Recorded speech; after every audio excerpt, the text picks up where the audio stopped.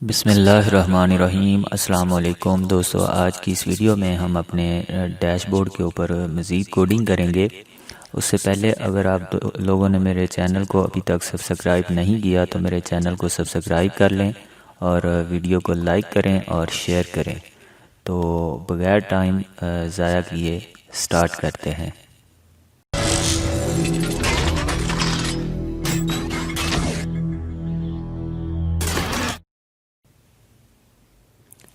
मैं डैशबोर्ड को design view में ओपन कर लेता हूँ।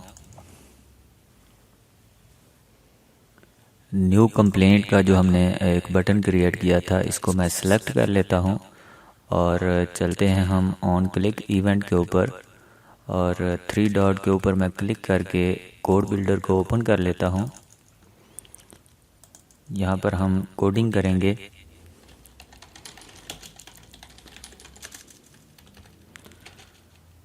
मैं लिखता हूँ डू cmd ओपन फॉर्म और फॉर्म का नाम हम यहाँ से कॉपी कर लेंगे, कंप्लेंट्स, और इसको मैं कॉपी करके यहाँ पर पेस्ट कर देता हूँ। अब अगर मैं इस बटन के ऊपर क्लिक करूँ तो हमारे पास ये फॉर्म अलग से ओपन हो रहा है, लेकिन हम इसको इसी सब फॉर्म के अंदर ओपन करेंगे। तो मैं कोडिंग चेंज करता हूँ। मैं यहाँ पे लिखूँगा me.child3 नाम था जो हमने सब फॉर्म क्रिएट किया था। me.child3.source object is equal to form का नेम हम यहाँ पर पेस्ट कर देंगे। डिबग करके चेक कर लें। और अब अगर मैं इस बटन के ऊपर क्लिक करूँ तो हमारे पास ये जो हमारा कंप्लेंट्स का फॉर्म था वो शो हो गया है। इसी तरह नेक्स्ट फॉर्म हम क्रिएट करेंगे जो होगा हमारा 2 डे कंप्लेंट के लिए। तो मैं इसका कैप्शन चेंज कर देता हूँ। मैं यहाँ पे लिखता हूँ 2 डे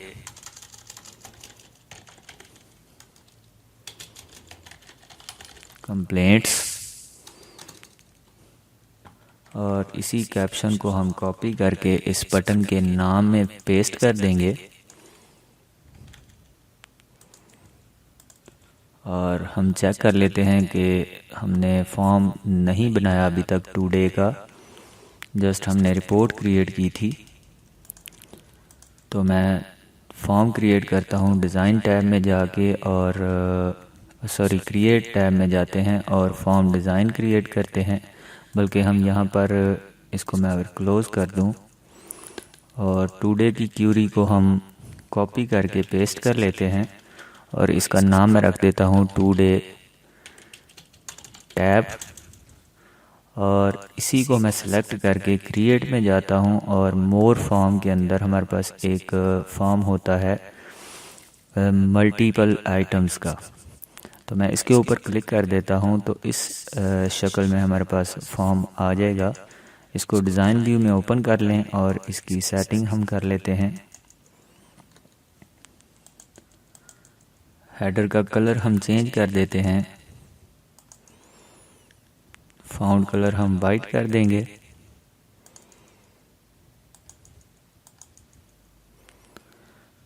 इसी तरह फॉर्म की प्रॉपर्टी में जाके फॉर्मेट के टैब में और यहाँ से हम इसको ऑटो सेंटर यस कर देते हैं और रिकॉर्ड सेलेक्टर नो।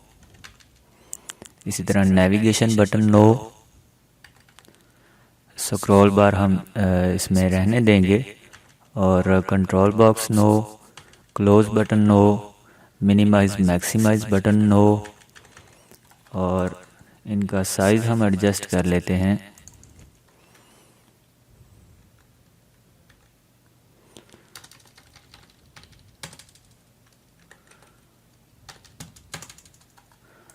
और यहाँ से हम जो हमें फील्ड्स नहीं चाहिए वो हम डिलीट कर देंगे। फॉर एग्ज़ाम्पल मुझे आई थिंक यहाँ पर हमारे पास कोई भी फील्ड ऐसी नहीं है जिसको हम डिलीट कर दें, तो ठीक है, हम इसी तरह रहने देते हैं इनको। और इनका सीक्वेंस हम थोड़ा सा एडजस्ट करते हैं। सभी को मैं सेलेक्ट कर लेता हूँ। अरेंज के अंदर जाके कंट्रोल मार्जिन वाइट और साइज़ इनका दुरुस्त कर लेते हैं। ये फील्ड हमारे पास थोड़ी ज़्यादा होगी, इसकी विड्थ, तो मैं बढ़ा देता हूँ इसको। और फॉर्म को मैं छोटा कर देता हूँ। ओके करते हैं इसको। और इसी तरह चलते हैं हम डैशबोर्ड के डिज़ाइन व्यू में, और टुडे के बटन को मैं सेलेक्ट करता हूं और इवेंट में जाके ऑन क्लिक के ऊपर हम कोडिंग करेंगे। इसी को मैं कॉपी कर लेता हूं और यहाँ पर मैं पेस्ट कर दूंगा, और जस्ट हमसे यहाँ से फार्म का नाम चेंज कर देंगे। तो मैं इसी को कॉपी कर रहा हूँ और यहाँ पर इसको हम पेस्ट कर देते हैं। अब अगर मैं डैशबोर्ड को ओपन करूं और टुडे के ऊपर क्लिक करूं तो हमारे पास इस तरह से ये फॉर्म शो हो जाएगा। इसकी हम थोड़ी सी सेटिंग करते हैं क्योंकि यहाँ पर हमारे पास काफ़ी स्पेस है। क्लोज़ कर देता हूँ मैं इसको और डिज़ाइन व्यू में ओपन कर लेता हूँ। सबसे पहले हम कंप्लेंट डिटेल को सिलेक्ट करेंगे और अरेंज में जाके एंकरिंग में स्ट्रेच अक्रॉस टॉप के ऊपर क्लिक कर दें। और उसके बाद हम यहाँ पर कुछ बटन क्रिएट करेंगे। एक बटन हमारे पास होगा इसको एडिट करने के लिए, इसी को मैं कॉपी कर लेता हूँ और ये बटन हो जाएगा हमारे पास प्रिंट के लिए। और एक बटन हम और क्रिएट करेंगे जो हमें क्लिक करने पर हमारी कंप्लेंट को ट्रांसफ़र करेगा सॉल्व के अंदर। तो इन तीनों को मैं यहाँ पर एडजस्ट कर देता हूँ।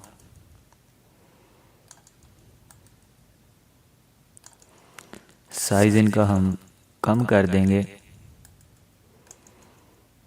फॉर्मेट के टैब में जाके विड्थ इनकी कर देते हैं 0.5 और इनके लेबल्स को मैं सिलेक्ट करके अरेंज में जाके मर्ज कर देता हूँ।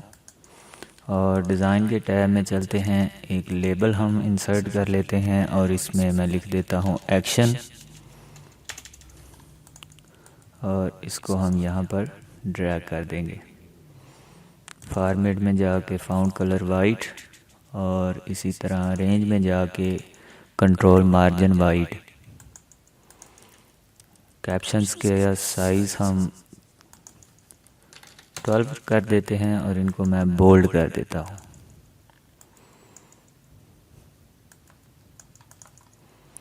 होम टैब में जाके व्यू देख लेते हैं, तो अब हमारे पास स्पेस नहीं होगी। क्लोज़ करते हैं, सेव यस। और अगर मैं डैशबोर्ड को ओपन करूं और टुडे के जो बटन हमने टुडे कंप्लेंट्स का क्रिएट किया था उसके ऊपर क्लिक करूं, तो अब ये हमारे पास फालतू स्पेस नहीं होगी।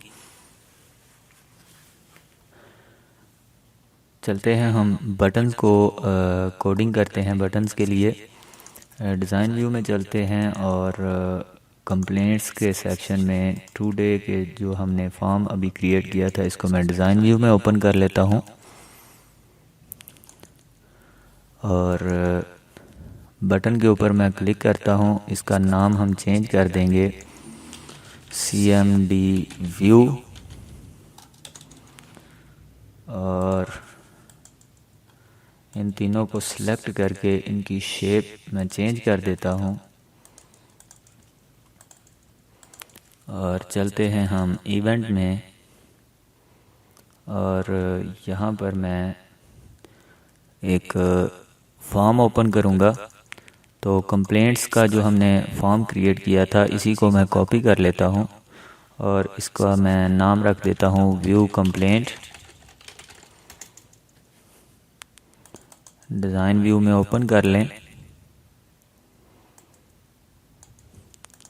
और यहाँ से हम ये सारा कुछ डिलीट कर देंगे।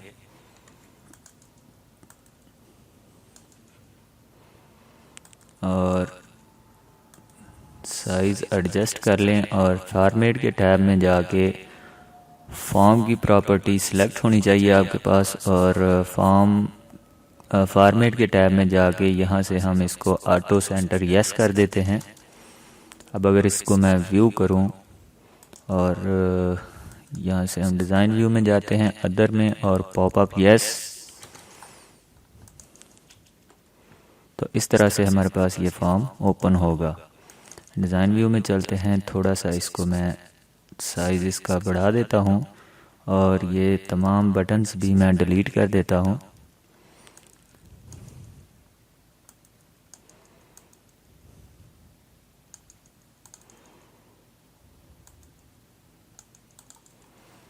जी, अब अगर इसका हम व्यू देखें तो इस तरह से हमारे पास ये ओपन हो जाएगा।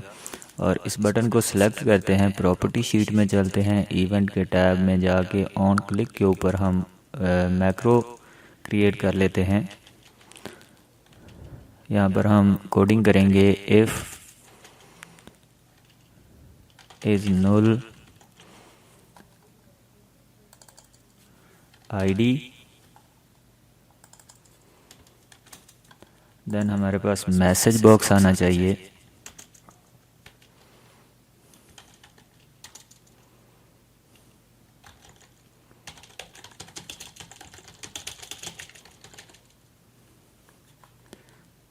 और टाइप इसकी होनी चाहिए इंफॉर्मेशन, और टाइटल होना चाहिए एम्प्टी। आप अपनी मर्ज़ी से मैसेज लिख सकते हैं।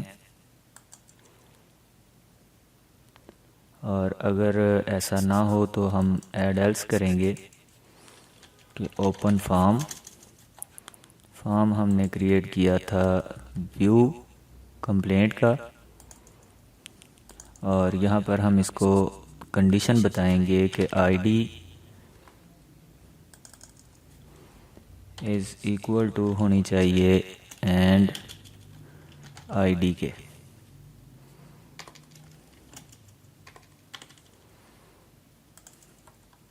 क्लोज़ करते हैं।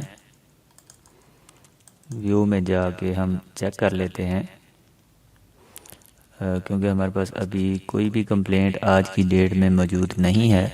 तो मैं कंप्लेंट्स के फॉर्म को ओपन करता हूं और यहाँ से मैं इस कंप्लेंट की डेट चेंज कर देता हूं। सेव कर देते हैं और रिफ़्रेश करें तो हमारे पास कंप्लेंट आ चुकी है। और अगर मैं बटन के ऊपर क्लिक करूं तो हमारे पास यही कंप्लेंट ओपन हो जाएगी। अगर दूसरे रिकॉर्ड की डेट भी मैं चेंज कर दूं और सेव कर दूं, ओके,